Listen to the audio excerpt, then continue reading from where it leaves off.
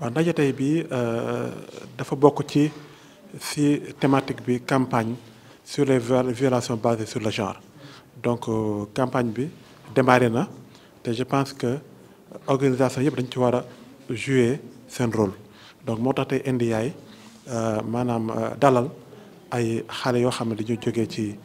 institut de formation mais aussi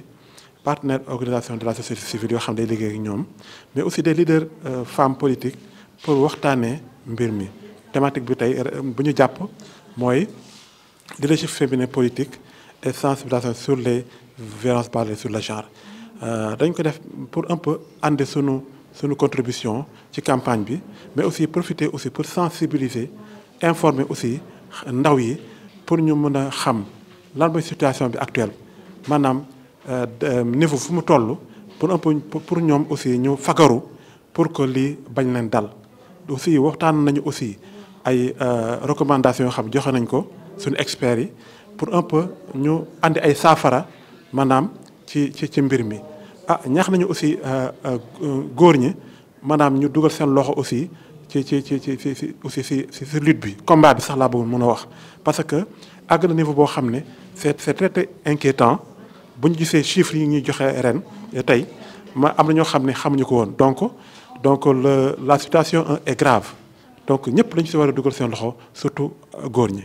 donc tey ñu invité woon ñu waa NTA ñu ñëw fi tey pour wax ci atelier bi nga xamante ne dañuy wax sur les violences basées sur les genres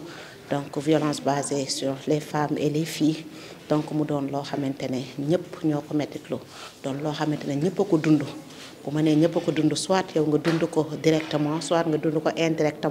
indirectement mooy tey sa doom sa tante sa xarit loolu bu ñu ko dundee dafa mel ni yow yaa ko dund donc tey journée bi ça nous a permis ñu xam tey statistique bi fu mu toll tey permettre nañ tamit communication bi nga xamante ne tey je pense que gouvernement bi moo ko waroon def ñun tey def nañ ko ci salle bi peut-être nekk ñu des centaines de personnes mais lépp liñ fi jàngale am na valeur ci ñun te vraiment jàngee nañ fi lu bari parce que gis nañ ne tey li ñu gën a naqaru tey moom mooy ki nga xamante mooy le président de la république démb ba nga xamante ne def na conseil ministériel am waxu ci benn yoon ci 16e jour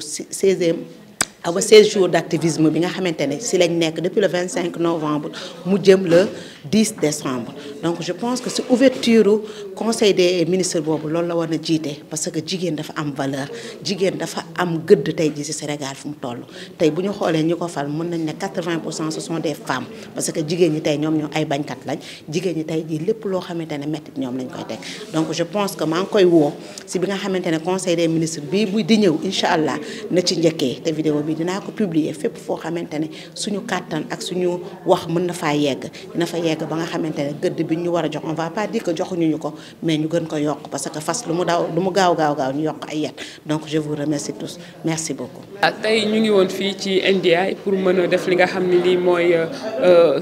dans le cadre de ces jours d'activisme bi pour teg film bi nga xam ne mooy Triangle de Feu mu nekk film bu nga xam ne nii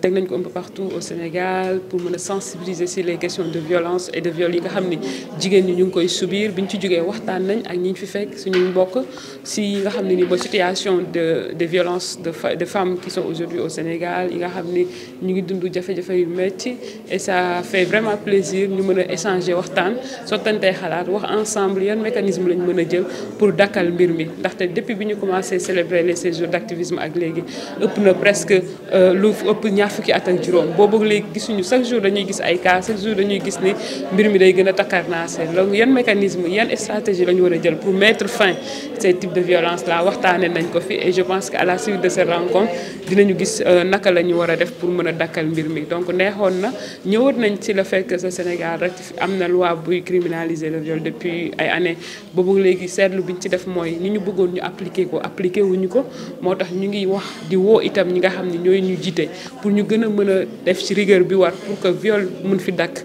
ndaxte li ñuy gis mooy dañ koy banaliser banaliser dañ koy oyofal dañ koy tuutal alors que viol du loo xam ne lu ndaw la ndax ku jigéen koo sàkku ci lu ko neexul daanaka saa yàq nga àddunaam bi yëpp donc ñu ngi waxaat ñi nga xam ne ñoo ñu jiite ñu jël matuwaay ya ca war ngir gën a mën a taxaw jigéen ñi pour que ñu mën a am Sénégal bu nga xam ne benn jigéen dootu fi loru. waa am lu ñu metti parce que mënuñu dund ci li nga xam ne ni mooy épisode yi ñu génn fii ci Sénégal mën nañu wax kaaw Dieynaba bi mën nañu wax kaaw xale bu jigéen bi ñu sàkku mën nañu wax yeneen i cas yi nga xam ne ay cas de viol de violence yu jigéen ñi di subir ñu nekk ci 16 jours d'activisme mu nekk une campagne mondiale àdduna bi fépp kenn ku si nekk di ko dugal di ko màggal di ko taxawal yow nga nekk président de la République nga def conseil des ministres defoo ci benn phrase waxoo ci sax ngir wax ni yaa ngi gis li jigéen ñi di def yaa ngi dégg li jigéen ñi def wala sax ngir massawu jigéen ñi nga xam ne ñoo subir ay violence waxoo ci dara comme si da nga koy invisibiliser comme si ça n'existait pas comme si nekkul urgence comme si nekkul lu nga xam ni mérito na une attention mérito na une minute de